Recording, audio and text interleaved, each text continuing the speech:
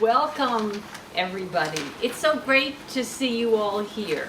Now, before we get started, I want to thank my wonderful co-director and co-producer, Leida Toro, and I also want to thank my fellow producers, Milton, Polsky, and Warren Wyss, under whose auspices the UFT Players is presenting this presentation.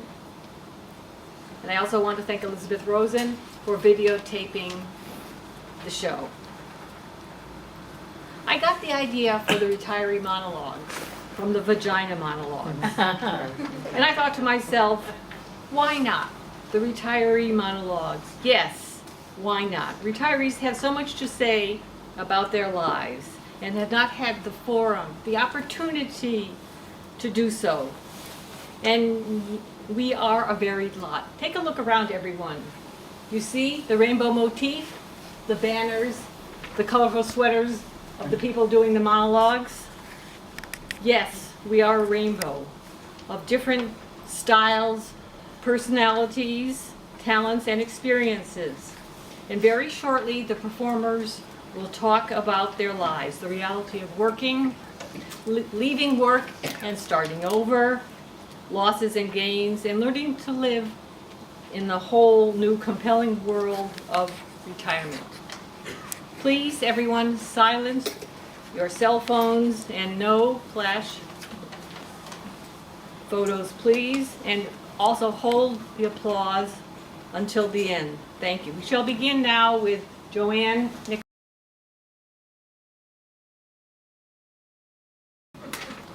Dear Joanne, that's me.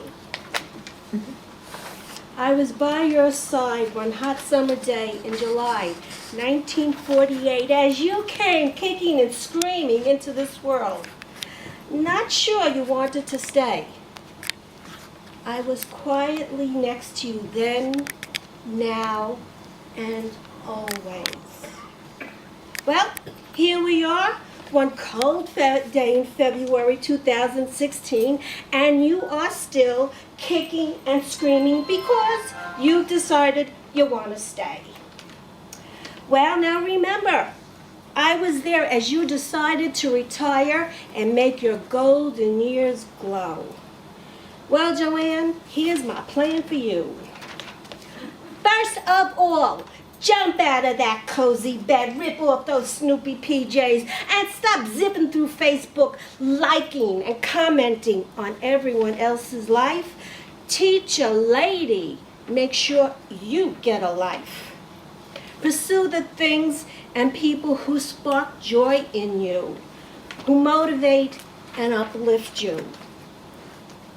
Remember that bounce you got after finally doing a good job in Elizabeth Rosen's acting class.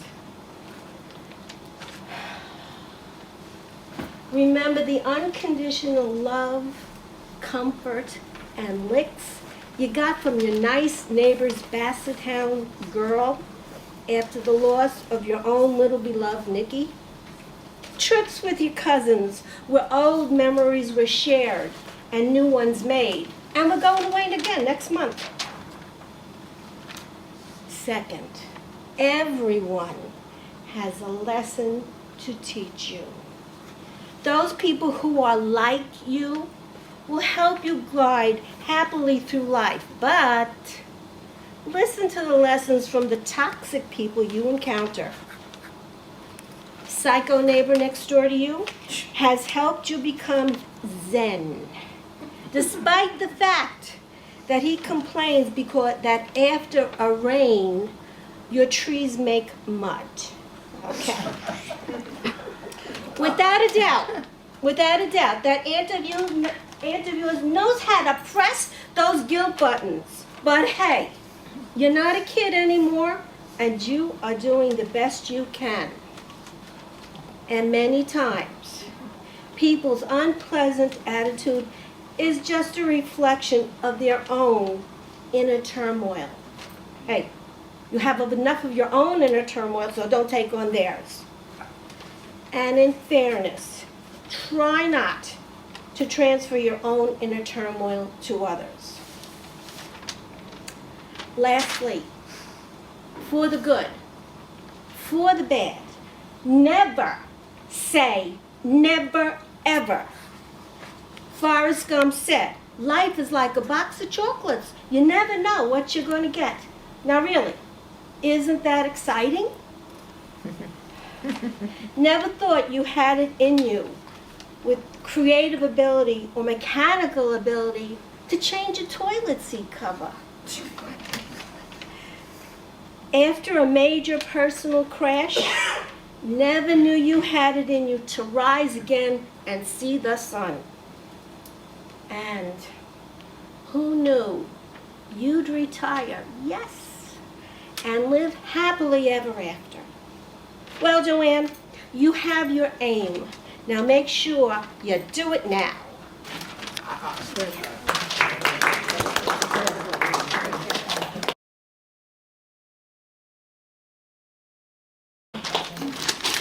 Deborah Beck.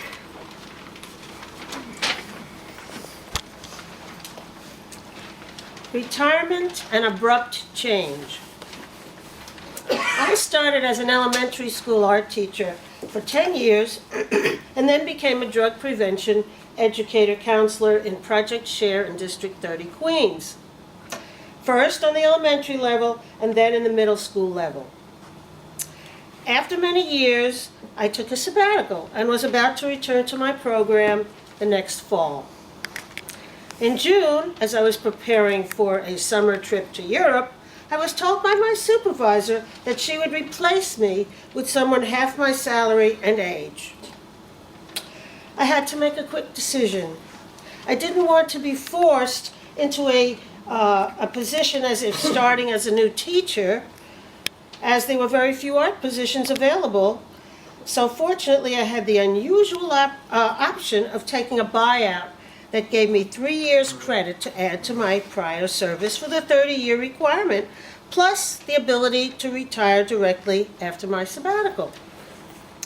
At this point in my life, I was quite involved as a visual artist and did not want to devote the great amount of time required should I start over as a potential primary teacher. Within a few weeks, I had made the decision to retire. I was 52 and shocked. I felt bitter and betrayed, having been devoted to my students who came to me for group and individual counseling. Not that my position was easy. There were tremendous overcrowding in the school, and accordingly, I had a related dream. I was in the school office where staff members were lying, stacked on top of and next to one another, crawling over and around each other, kind of a scene from Dante's Inferno. In reality, as a result of overcrowding, I worked in a math book closet with cinder block walls in the basement. Here, sometimes there was dripping from the ceiling from the bathroom above. Anonymous students en route from the cafeteria would occasionally throw food into my room or slam the door, closing the light and plunging me into darkness. Worst of all, some teachers in the building resented me because I had small groups, while they had to deal with 35 in their classes. Now, before my sabbatical, several harassed me by tearing down my bulletin boards, putting shaving cream on my file cabinets, stealing my chairs, even making buttons, which were for all to see, which they wore, saying, "Project No Chairs." I guess it was my turn. The previous year, this teacher cabal harassed the principal. For example, they teased him about his rug, i.e. his wig, in an underground newsletter for the staff distributed throughout the school. Lovely group. This was, I'm sorry, I missed a beat there. The math department had particular resentment towards me because my presence in their closet restricted their access to their books when we were in session. Now, all this took an emotional toll on me, and led to my taking a sabbatical that year. In spite of this, the principal had offered me a regular teaching position, which I had declined as I preferred working with children in my program. After retirement, I had additional resentment because after so many years, there was no acknowledgement of my service in terms of gift or party, especially since I had donated to our program's Sunshine Fund all those years. This was quite hurtful. That year, I had a loan from the board that I needed to repay. Plus, there was a mix-up at the board, so no new retiree was paid their full pensions until the following June. This led to a financial crunch for me and my husband, so I began to substitute teach and help make ends meet. To my surprise, I found that I didn't mind doing this, and it did help financially to a degree. Now, most important, after getting over the shock, I was happy to have more energy to put into my artwork and my exhibits. I could also further pursue my love of acting and theater. Eventually, I got involved acting with the UFT Players and became a member of the board, their board. Additionally, I acted in other productions, combining my acting, singing, and dancing. I do not feel old. My biggest problem seems to be fitting everything in. My life is very full between my visual art, my acting, my dancing, singing, friends, travel, going to our country house, teaching art part-time, tutoring, and, of course, time spent with my husband and our pets. It is hard to believe that I have reached the age I have.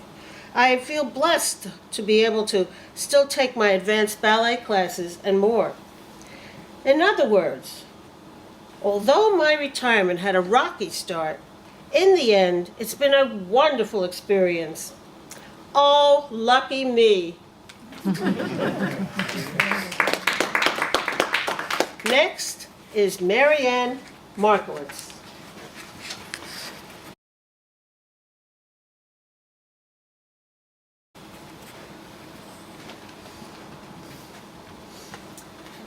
What will I do? I'm retired 4 years, and after working about 41 years, what I didn't realize was, at the time, was that every job I had prepared me for retirement. The first job I had was for an insurance company, and they were very strict, so I learned rules and regulations, and I learned how to work in detail. Then I worked for a construction company, also clerical.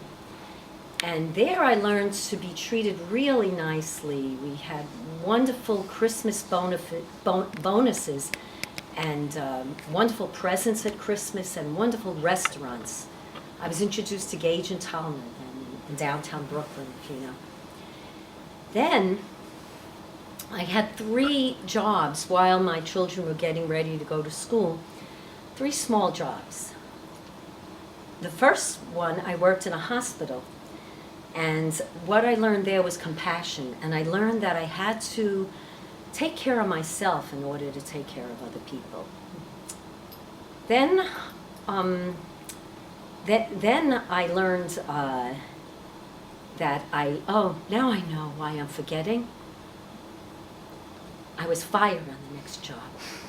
So I learned rejection. I worked in Nathan's, and I just couldn't deal with the French fries. I just couldn't make them fast enough, and I was slipping and sliding all over the oil that was on the floor.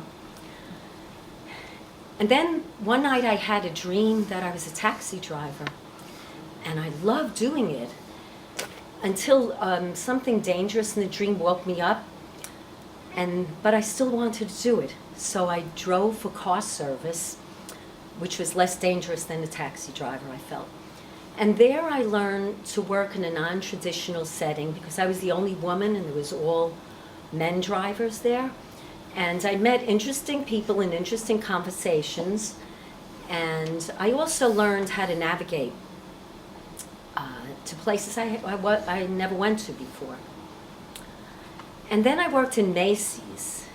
And that opened up my whole life. I love working Macy's. I learned that I love to work.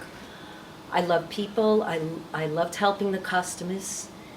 And I learned to shop also there. I wasn't a shopper before. And I also had fun because I was a clown in the Macy's parade, and that was enjoyable. And while I was going to Macy's, I went to college at night. And I was thinking, well, maybe I should take some secretarial courses in case I needed to change my job. So when I took Pittman Sten, I met all these women who were taking the school secretary test. So I said, oh, maybe I'll do that too. So I did. And then I became a New York City Board of Education school secretary. And that really changed my life also because it was much more stressful than Macy's. And there were many challenges, and I met all those challenges and I went over them. And I also learned new skills. I learned new organizational skills, new personal skills, and new technical skills. And it was here in the school where I found out first about retirement in any depth. I heard conversations of retirement. Principal was retiring, and he opened up his business in retirement. And I said, oh my goodness, what am I going to do? Do I have to do something profound when I retire?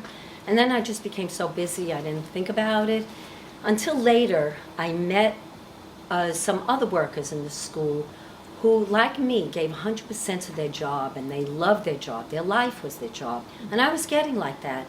And I didn't want to be like that. I wanted to retire at a retirement age, more of a retirement age. So I wanted to do that, and I finally read this guidance in quote, very simple, you don't retire from life. And that put everything in perspective for me. And I took the plunge, and I'm very happy I did. And I was worried about what was I going to do. There's so much to do, and I'm exploring it all.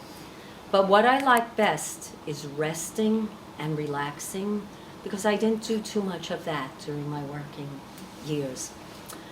And I also realize I have to take better care of myself now. So there's so much to do. And I have a job. So I have a job. It's the manager of my life. Next, Milton Polsky. Congratulations.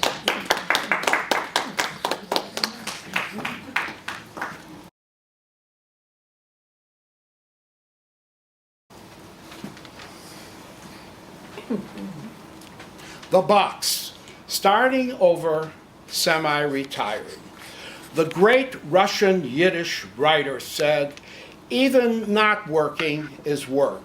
Well, I have no quarrel with that, because when I was 55 in the year 1990 and retired, I still had a very strong need to work part-time, because teaching theater was in my blood. I applied for and got a position as a mentor in the South Bronx at the IS Intermediate School 183, the Paul Robeson School. Now, lucky me, because Paul Robeson was one of my all-time heroes. I had some doubts because, in addition to working with brand new teachers during their very first hard year, I was assigned to help plan and present programs in the school auditorium. Well, I had some doubts about this because, I was new after teaching theater for 26 years. I didn't know the personnel nor the protocols, and frankly, I was a little scared. But on the other hand, I had responsibility, and that topped any kind of risk-taking fears I might have had. I assembled a wonderful group of youngsters who were 11 to 14 years old, and together we wrote for Black History Month, which was just around the corner, a play based on the life of a slave who made a miraculous escape from Richmond, Virginia, where he toiled in a tobacco factory for his master night and day. We made up a play about that journey, which was very ingenious, but extremely perilous. So we had a problem with that because that particular slave had written his narrative. He had a vision. Henry Brown, if you want your freedom, you got to win it. Go get a box and put yourself in it. Well, that was one of the problems. We had to get this box, thank God for the Bronx Maintenance Department next to the school. They helped us make it. But we had this issue. How are you going to create the illusion of someone in that box when it is being tossed up and down and all around on that journey, being loaded on a wagon and then into a cargo boat and then on a train and then finally reaching the safe house in Philadelphia? Well, that was a problem, but we dealt with it.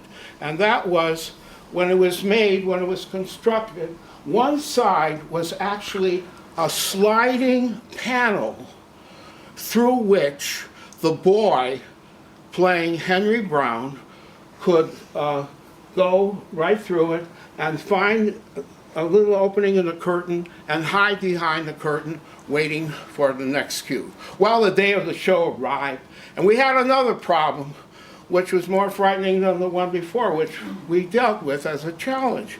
And that was how to convince this very tough lady who ran the chorus there that we wanted her singers to come in a very special way at the end of Henry Brown's journey. She was very resistant. She wanted her singers singing, standing on the risers the usual way, right in front of the audience, So that was a problem. Then I recalled having my own problems. When I first started teaching, there was always problems. We always had to deal with it. So one of my cast members and one of her singers approached her. We talked, we reasoned, and she finally nodded. She nodded to the custodian. That was okay. And they pushed back the risers, and we were ready to go. The lights were coming up. My cast, we made a circle of victory, ready to give it all we could. I went into the auditorium, which was beginning to fill up at that time. Now the cast, ready, all of them on stage. They stepped on stage, and in one hearty song, they sang out, "Come on, everybody gather round. We're going to tell about Henry Brown. He rode from Richmond in a box to Philadelphia town, up and down, right on Henry Brown." Well, I looked around the audience. They seemed to get it. They really believed that there was someone in that box, despite the fact that it was being tossed all around, Well, then I waited. There was a pause. And what was going to happen next at that precise moment? The box arrived to that safe house in Philadelphia. There was a hush. There was a hush in the audience. The chief conductor of the Underground Railroad in Philadelphia pried open the box. "Are you all right, Mr. Brown?" There was a silence. I held my breath. And then, slowly, the body of Henry Brown rose from the box. He was, trying to get his aching body to be whole again. He was in there for 48 hours. 48 hours and that. "Are you all right? Is there anything wrong, Mr. Brown?" Henry stood up, smile on his face. "No, sir. There's nothing wrong. It's just that nobody ever called me Mr. before. So at that precise moment, the singers of the choral director, who had been hidden on stage, off stage, slowly approached Mr. Brown with his hands outstretched, and the first ones who reached him grasped him gently. And they all sang, and this is a moment I will never forget, they all sang in one voice, "Oh, freedom, oh, freedom, oh, freedom over me, and before I be a slave, I'll be buried in my grave and go home to my Lord and be free." Oh. And there's a postscript to this. 7 years later, the boy who played Henry Brown got a full scholarship to Long Island University. I continued mentoring for those 7 years and giving workshops, acting out the lives and times of Paul Robeson, who always was a wonderful and great freedom fighter. Bravo. And now, next, we have Lourdes Ayala. Ayala.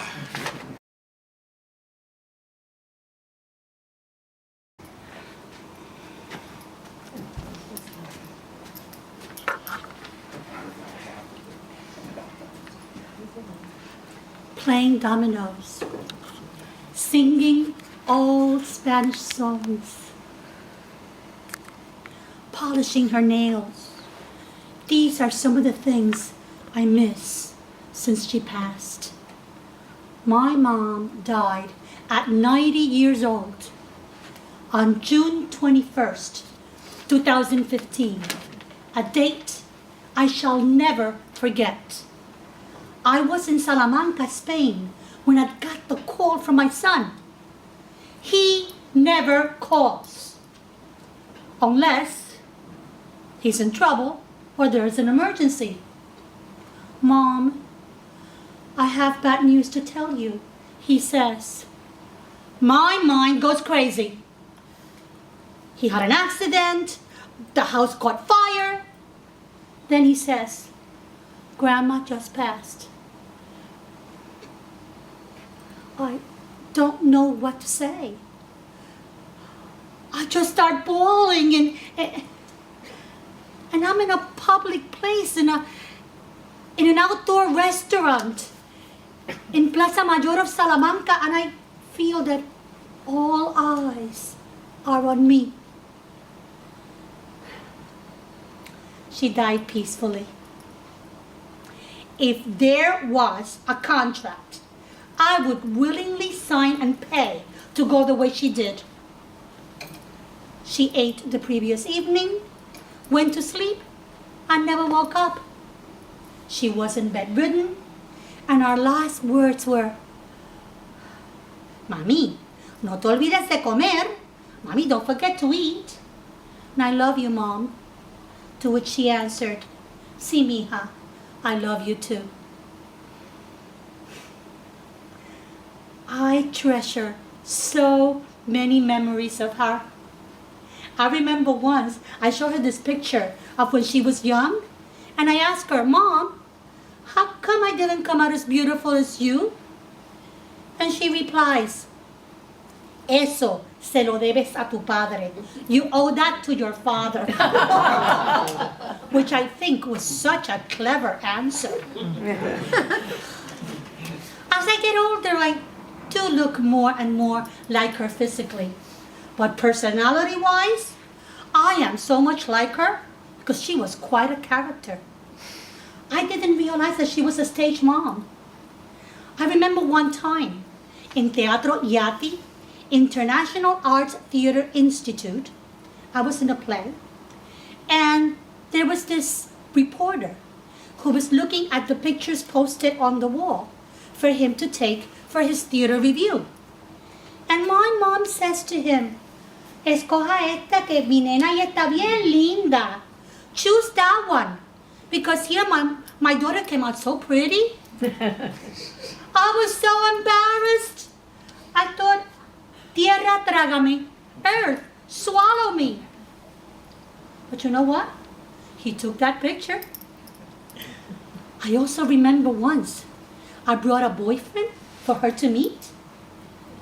And they would develop such rapport that they're talking and laughing while I sit there just looking at them.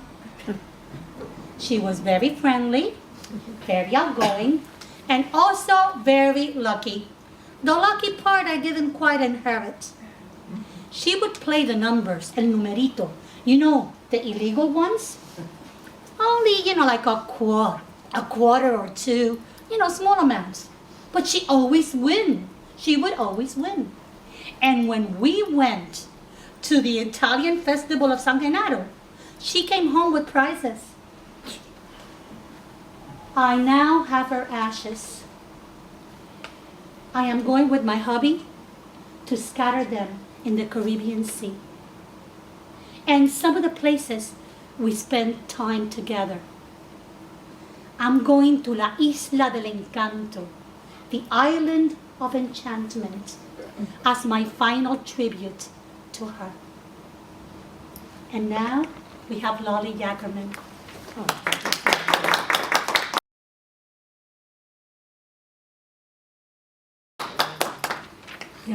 Wunderbaum, sorry.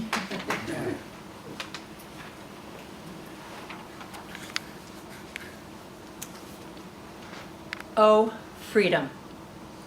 Was I being released from a 30-year prison sentence? Did I escape the chains that had kept me bound and in control, that ordered my regiment 24 hours a day, telling me what to say, where to go, what to do, how to live? Constantly being inspected like a caged animal in the zoo. Was I in the military? It seems that way. But it couldn't be. I had a nightmare once when I was in college. I found myself enlisted in the Navy. But all I wanted to do was escape. I couldn't follow those rules. I was petrified. When I woke, I realized I could never join the military. How ironic, that dream. Foreshadowing, was it? Funny. I became a teacher, believe it or not. But time went fast. I remember my last days before retirement. I was working as a phys ed teacher with children who had autism. And there was a moving up ceremony. And all the students were given their certificates as they walked across the stage and graduating to the next level. And each and every student, when they were handed that certificate, had their smiles in their face. You could see their joys of accomplishment as they walked across the stage. But then the principal announces my name. What? What was I being called up for? She makes a special speech of how dedicated, how wonderful a teacher I was, and that I was retiring. How many shades of red can one be? I mean, I was so embarrassed. I didn't know what to say. I didn't know what to do. I mean, she said this to all the colleagues, to all the parents, and all the students. And then suddenly, my 30-year career flashed in front of my face, remembering my first days. I was really dedicated. I was really devoted, because in my beginning days, you know how you stay late for school? Well, in this school, I stayed late. And then when I tried to get out of the door, I was locked in. So panic sets in. Oh my God, I'm going to have to stay overnight. I found my way through the coal room, though. Those were really old schools. Well, I do also remember my first student walking. She's sitting in a wheelchair, and she gets up out of her wheelchair and walks right over to me. It was my birthday that day, and that must have been the best birthday I've had. I remember when my students first read their first words. We all celebrated. or when I heard one of my students' first spoken words. And all the fun-filled trips, from teaching swimming to having my students win competitions. So, as I walked across that stage, I placed a plaque in my hand and said, "This is my graduation too." I just realized that the 30 years wasn't a prison sentence, but it was a journey into the next 30 years. A graduation, one that has been filled with wonderful, challenging, productive, and proud moments. I will cherish this for the rest of my life. I was fortunate to be young enough and also physically fit so that I can be a child again. The clock ticks differently now. Today, I live for total enjoyment and also for my loving family. So be happy, have fun, you deserve it. Yeah. Yeah. And now, they told us in their classes would quip, "So who was their teacher the previous period?" Cheap shot. This valiant administrator hired a goodly number of useless assistant principals, running up a $600,000 debt for our school before being booted out over some minor malfeasance. He spun it that he had found a better job as a mentor for new principals. You can't make this stuff up. That year, after half of our teachers had fled over the summer, I was elected chapter leader. But my library career was fading away. Teachers who had worked with me were afraid to plan library visits. They had to toe the line of a scripted curriculum. Research? Weren't Google and Wikipedia enough?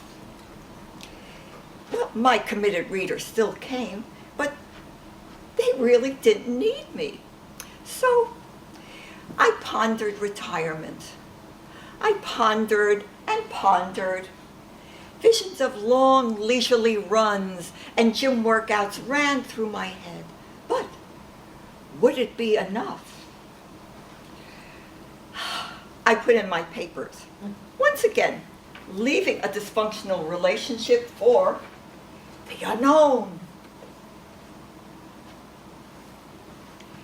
Crafting a life. A friend, a principal of a small high school, expressed joy that I could now work part-time. That September, first day after Labor Day, I was in front of his office. "Oh, he can't see you now. He's in a meeting." At the end of the day, he comes out, gives me a big hug. "Susan, you know I want you to work here, but I'll have to get back to you. Budget issues." He never got back to me. Oh my God, I'm an antsy person. I have to be involved, engaged. What do I do? The UFT Learning Center for Retired Teachers Side Beagle. Let me see my mail. Oh no, I'm waitlisted for all my courses because I never knew when to apply. Now I'm accepted for all my courses. And I even registered for extras. And here I discovered acting, a challenge, but so much fun and such nice people. I did chorus too. Hey, I was free to explore the arts, which I couldn't do while I was focused on my career. I was like a kid in a candy store. I copped a membership to MoMA, thanks to a person in the audience. And I had a course, an advanced Spanish course at Hunter College where I became a senior auditor. And being a Hunter College student gave me the opportunity to audition for the Vagina Monologues, presented annually by the Women and Gender Studies Department. So I'm participating this year for my third time. 1 year after retirement, I landed my dream job. A granddaughter was born, and I committed to caring for her 3 full days a week. She's growing quickly now, but there's another, and I'm kept very busy in the nurturing business. Transition, change, a life refreshed. And now I would like to present Ms. Schwartz.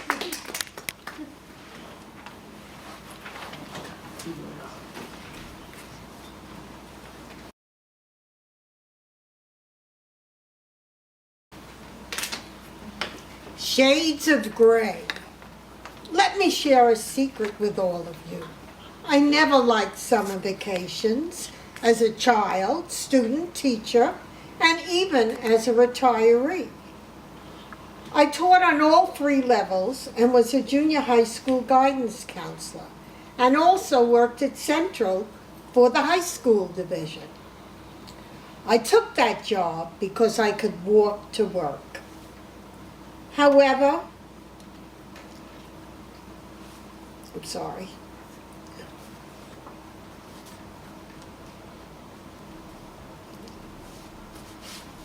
I didn't stay there because I missed contact with students and finally got a job in District 1, which wasn't too far away.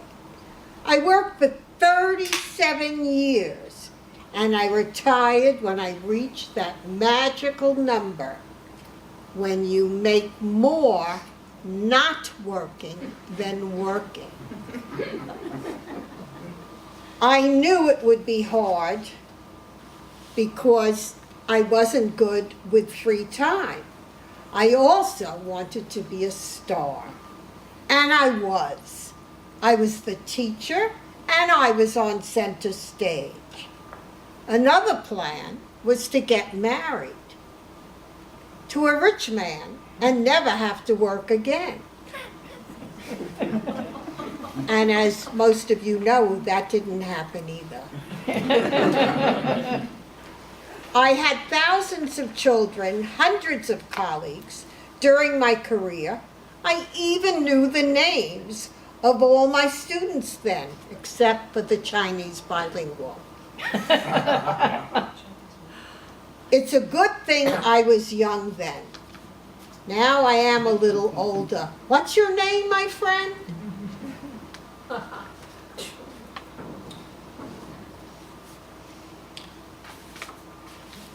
In my 20s, I developed a mystery illness. It was hard to diagnose. My joints ached, I felt weak and cold. I would go to work because I wasn't contagious, and work was where I was happy and wouldn't think of all my health issues. I've had dozens of surgeries: uterine, thyroid, heart, breast.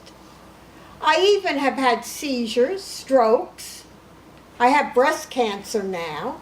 I had heart failure, heart infection, and pneumonia. My internist said he never heard a heart that sounded like mine. And he's in business 40 years. Maybe he's going a little deaf. I recently went to a specialist, a lupus specialist, and he laughed during the visit. I said, "This isn't funny. This is a serious condition." He said to me, "I can't help it. You're too funny." And on the second visit, he said, I didn't have lupus. All these years, that's what I thought I had. He said to me that I am the healthiest looking sick woman he has ever met.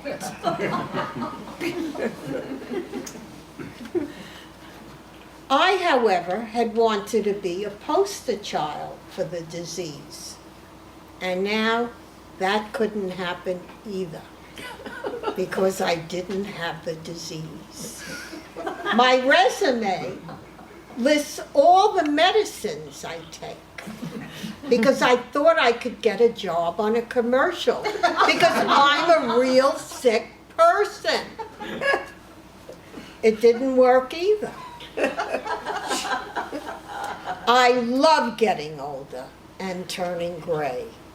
At least I'm still here and alive and having more fun. I live on 21st Street. Does that ring a bell? 2 blocks from 230 Park Avenue South, the original home of the UFT. How lucky could you be?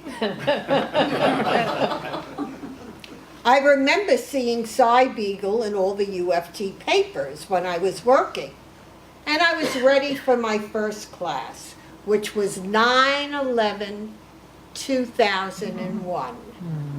But it was canceled that week. I attended the next week, bridge, acting, and movies. I met older people, 20 years older than me. They liked me. They liked new blood. They were very welcoming.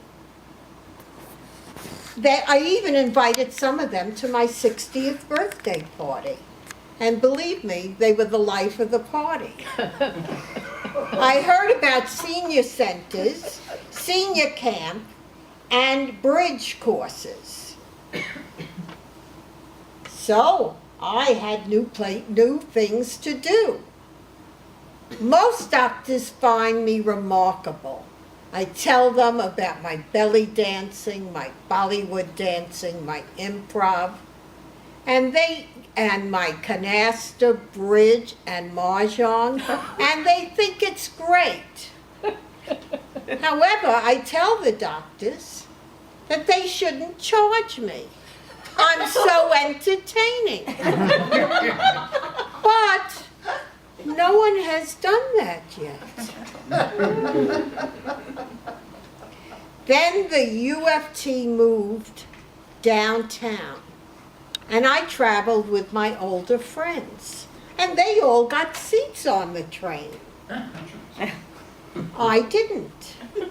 And then a few years after that, I got a seat. And then the next day I got another seat. I ran home and looked in the mirror and I said, oh my gosh. And then I remembered my children, students, always thought I was 90 years old anyway.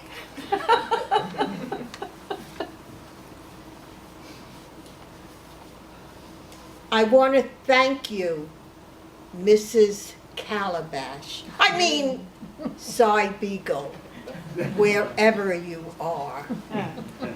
Because what street is this? Broadway. Very Oh, now I announce Lee Schwartz.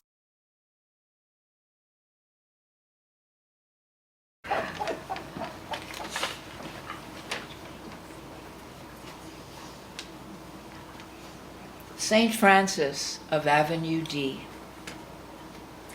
I started my career in 1967. Before I knew it, I was on a picket line outside my school.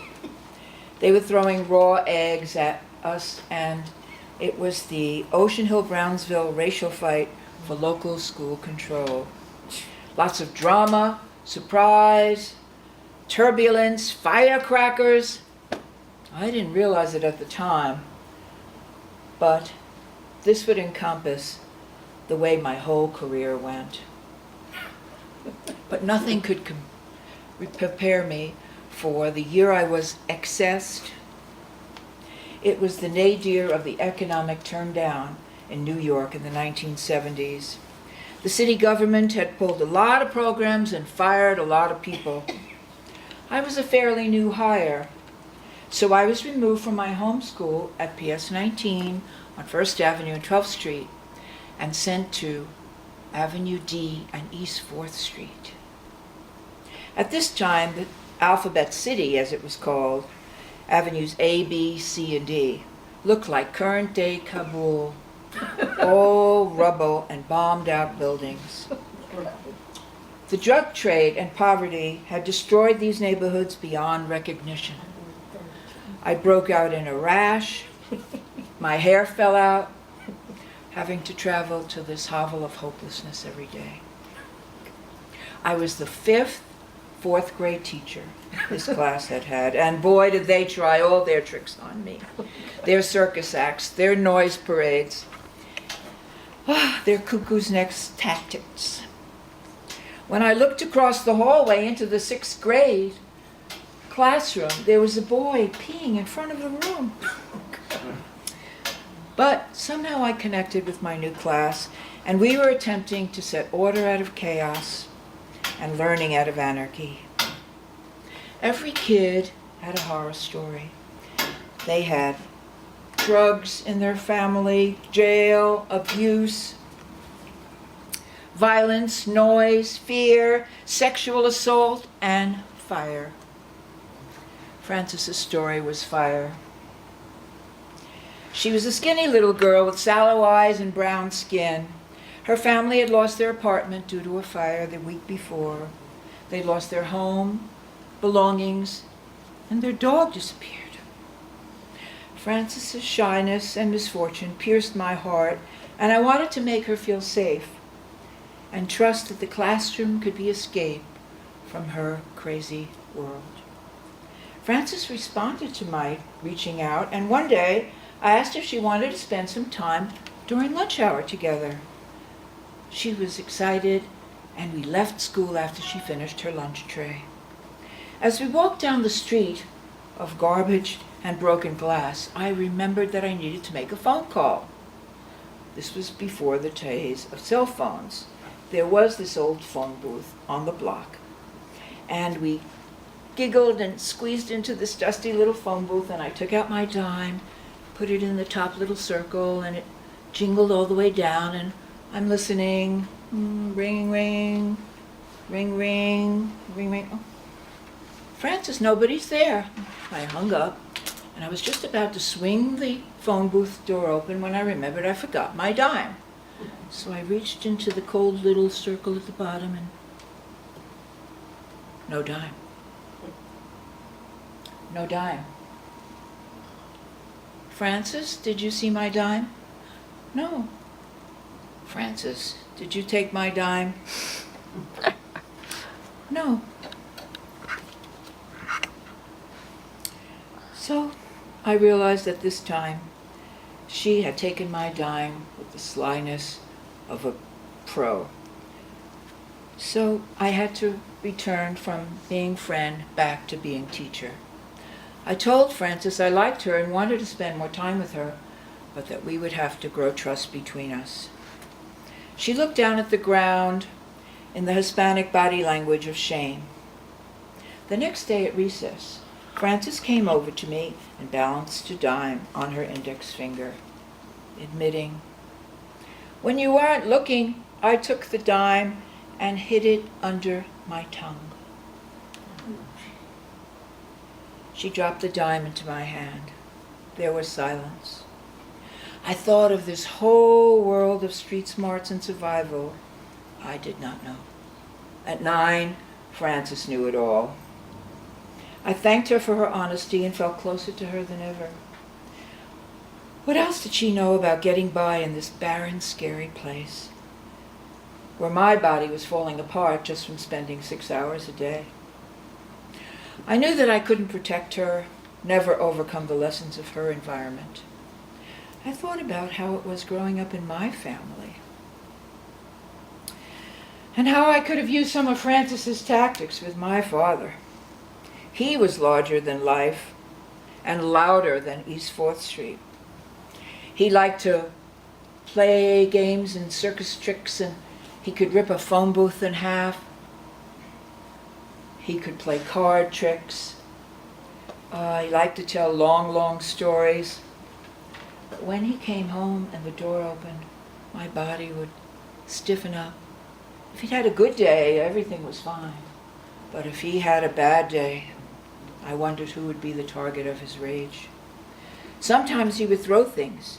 Sometimes he would yell, and the whole room felt like everything was in slow motion, and the meatloaf was falling from the ceiling, and the salad was like a ticker tape parade coming down on me. Was this how Frances felt? No wonder I identified with her vulnerability and with the thousands of children I had had for the 35 years. It wasn't until many years later, after I retired, that I realized it was my childhood environment that had prepared me to teach on the Lower East Side. Many young teachers came and went. They said, "It's too crazy, it's too impossible, they're too damaged, there's nothing you can do." For me, it was my comfort zone.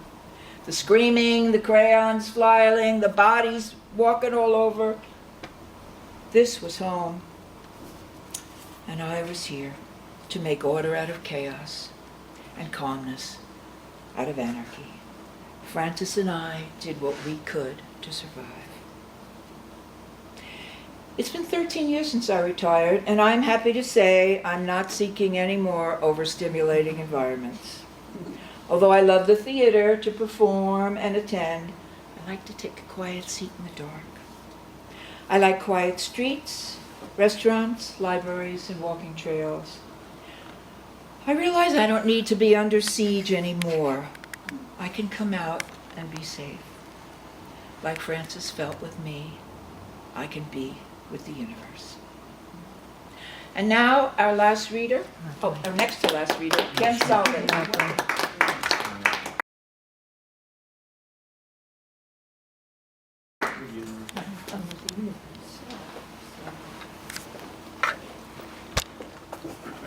My dad lives on in my retirement.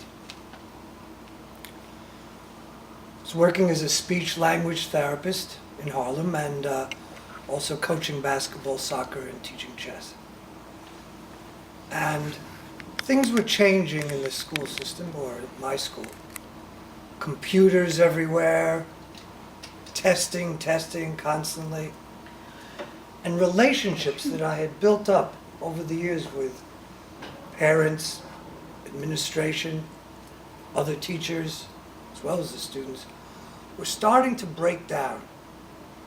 And my health was becoming a problem, asthma.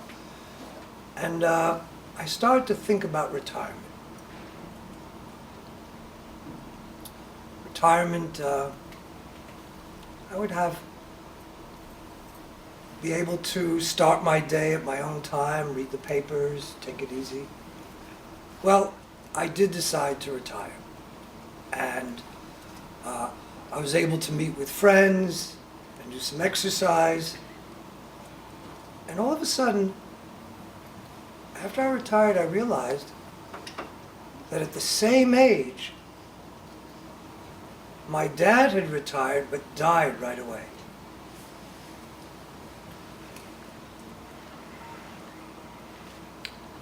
Well, I knew in retirement I needed structure to go to a place, and I had the UFT Players, the local YMHA, cafes. I had friends to see, so I needed the socialization, again, that work provided. And now I could create. I could write, I could act. Two things that I wanted to do for a long time. And maintain some exercise. But all of a sudden, I was doing some other activities, maybe rather compulsively. I was shopping for food all over the city. In Brooklyn, Sahadi's, in the Arab market. And then I'd be going to Queens, to Astoria, and to Jackson Heights. And then closer by to the Bronx, Arthur Avenue. And I was coming home with food, and often more food than I needed, as well as Trader Joe's and Fairways and farmers markets. Cabbages were piling up all over. What was going on? I was wondering. And then I stayed in touch with friends, some friends having had some difficulty with over the years, but I stayed with them, the positives that they had.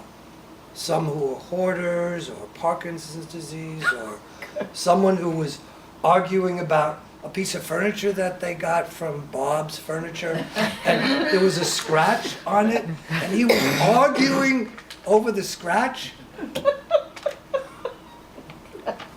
I won't use his name, but it doesn't look like that much of a scratch to me. He's my friend. Many years. Okay. Again, why was I doing all this? And then I had never taken a voice class, a singing class, and I knew it was good for asthma or for acting, but I was taking voice lessons. What was going on there? That was never anything that I was really that interested in. And then all of a sudden, it started to come back to me that I had always shopped for food with my dad, together every week, once a week. And then I realized the words in my father coming back again. You are who you are because of the friends that you keep. And then the other part was the way Dad expressed his love, most of all, was singing to me. So, now in my retirement, when I come home with all of the food and the new foods that Dad didn't know about, the feta cheese or the platanos or all the Indian foods, I can have a brunch and I could put out all the newspapers and even invite some of my friends, all of them, and there's always a seat for my dad to sit with me as I enjoy the papers and enjoy retirement. Very nice.